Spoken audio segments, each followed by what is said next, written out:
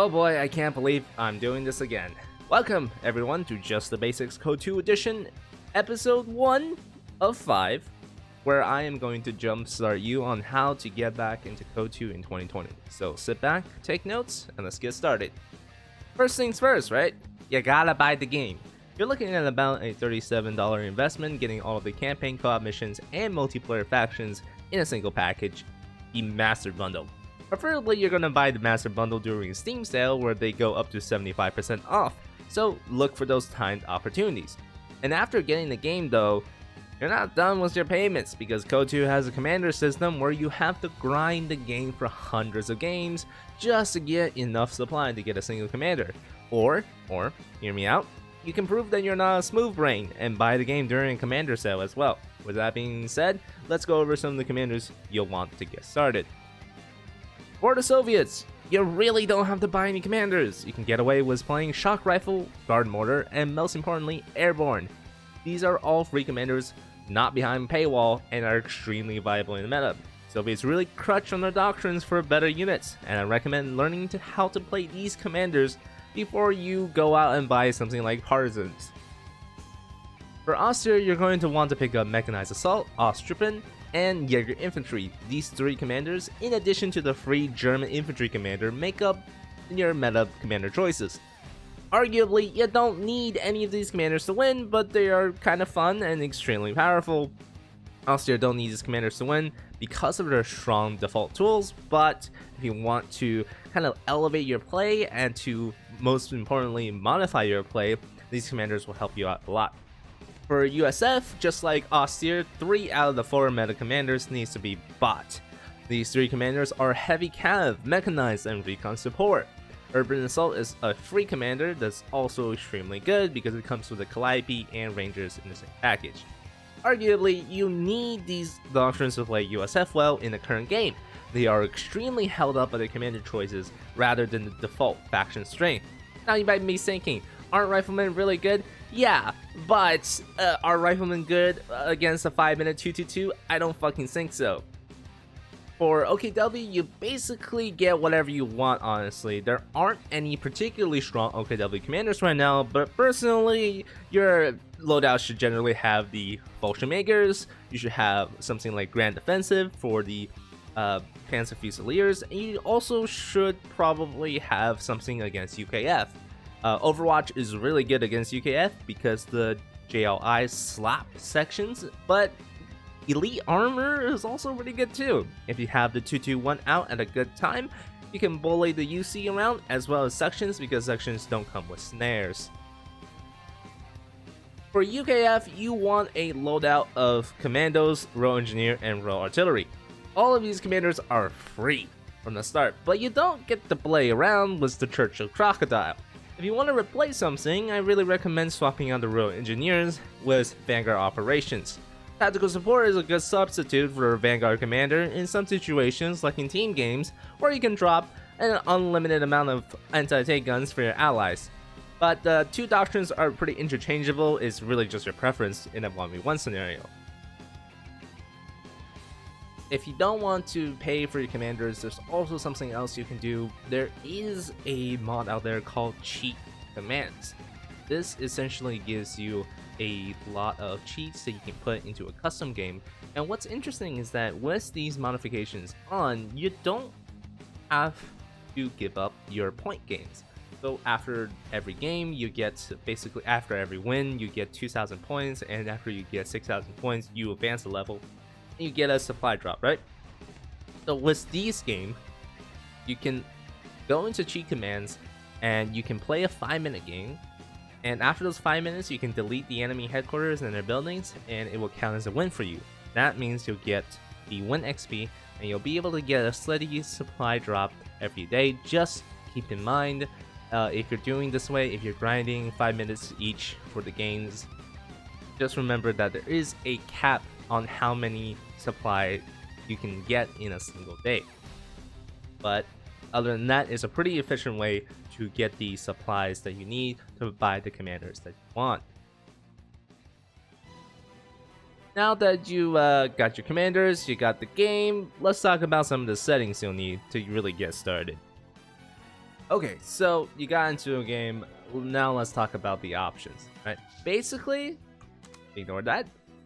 Copy everything I have right now. The mouse scroll speed and of course the key scroll speed is up to you, but basically everything I have here is the way to go if you want a smooth experience. Now the reasons you want this off is because, well, these are really bad for gameplay. The on-screen resource warning is just not going to disable buttons for the things you cannot afford. So let's turn this on for a second and I'll show you how this works. Alright, so you see here I don't have the resources to buy infantry section, but instead of blacking this thing out, it will say not enough resources. But if you turn the option back on over here to off right there, press accept, resume, you can see that it's blocked out, meaning I cannot purchase it, and as well as says I don't have enough resources. So usually you want the option to be off. And now for sticky selection, I usually have it on, but now I've been playing it with it off. The reason is because when you select something, right, and you click off, infantry section of Tommies has been trained. Usually you would, you know, if you left click these guys and then left click to a thing, boom, you deselect them. But if you have sticky selection, right, if you have sticky selection like this, if you left click these guys and left click somewhere on the map, you will not deselect them. And this is kind of troubling in some situations. Let's say your infantry section is fighting whatever over here, and he's having a good time versus some Grens, versus some pioneers that he can just bully around. But this guy, well, this guy's in a heck of a trouble. He's just got a grenade thrown at him. So I'm selecting this guy, right? And I'm trying to select this guy and hit the retreat key at the same time. And I'm hitting this guy, and then I'm clicking on this guy, and then... Oh wait, I mean I did it right this time. But what if you just retreated the wrong squad because of sticky selection? Because you're trying to click on the squad and you're not actually clicking on him. So I really suggest that you turn sticky keys off unless you have a lot of trouble with not being able to select units if you have like incessive left, that, which shouldn't really be the case. Not many people have it, but this is where, you know, up to your own preference. Classic hotkeys, fuck the classic hotkeys. You want to know what the classic hotkeys is like? Okay, so you know this looks right? A S, all right, that looks good. Okay, sure, but why the fuck is the fucking M? Why is there an M in here? When are you ever going to hit M as a hotkey? And what the fuck is up with the T retreat key? You know, retreat stands for R, right? R for retreat, nah. And what the fuck is this? H? H for my Vickers? U for the UC. You want me to, at the start of the map, hit U to build that fucking UC. This doesn't, the default hotkeys doesn't make any sense to me, and I really like the grid keys. It makes things a lot easier because sometimes the hotkeys are, so let's say that you are in the command building, right? This exact setup, BXQWER, is the same exact setup with any other faction. If you have the classic hotkeys on, you might have to relearn the hotkeys for every unit, every faction that you go.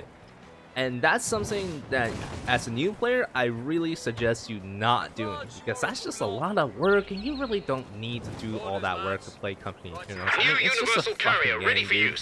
Like, why do you have to do so much work in order to invest in playing the game? But yeah, that's pretty much the settings. Let's take a look at some of the other ones. Classic XP markers. This was really useful when you kind of throw a grenade into the fog of war, or like your artillery into the fog of war, and you see some XP markers that come up. That means you got some kills.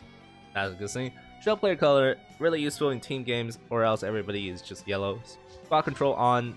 Obviously you want that. Event keys on, obviously. Subtitles, yes. Paths, this is really useful.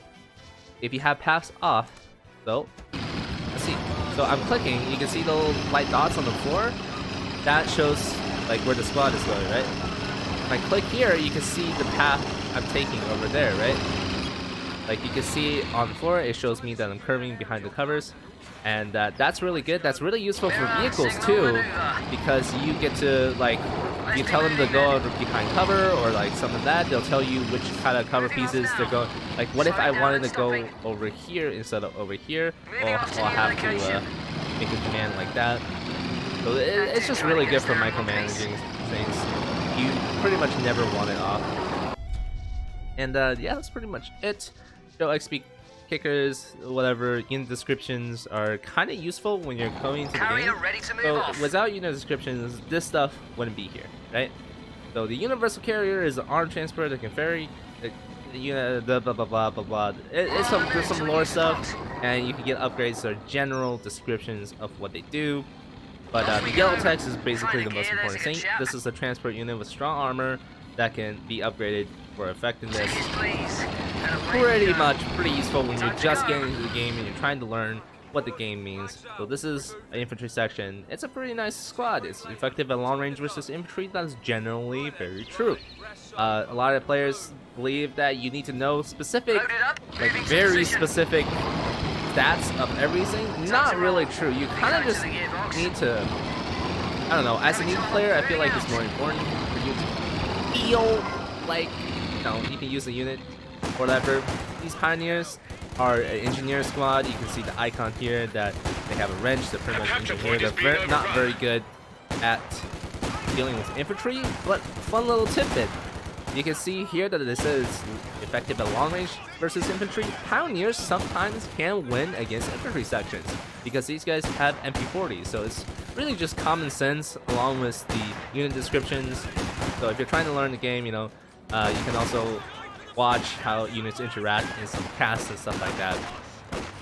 But yeah, that's pretty much all the settings you need for graphical settings. The only thing I would say is unit occlusion on, and then you will want to auto detect your settings. That usually gives you the best things. Sounds is whatever. I usually turn the music off because I like to record and broadcasting. Do you really want to broadcast in this game? I'm pretty sure Twitch is not even supporting COH anymore. So after all that, you're ready to play. Yay! I really recommend you go through the first two campaigns, the Soviet campaign and of course Ardent Assault, to get used to controlling your units and stuff like that. I'm not going to go over too much big mechanics in these videos, but rest assured that the other videos coming in the series are going to be more focused on multiplayer mechanics other than just how to do the very basics of this thing. And I hope you guys enjoyed. I don't know if when the next video is coming. I am having to work on one of the Mad Lad videos for we gave Ian the Mad Lad role for doing something really cool in the tournament final, so stick around for that video. But yeah, be sure to subscribe if you want to see more of Just the Basics part 1 of 5, and I'll catch you guys later. Ciao.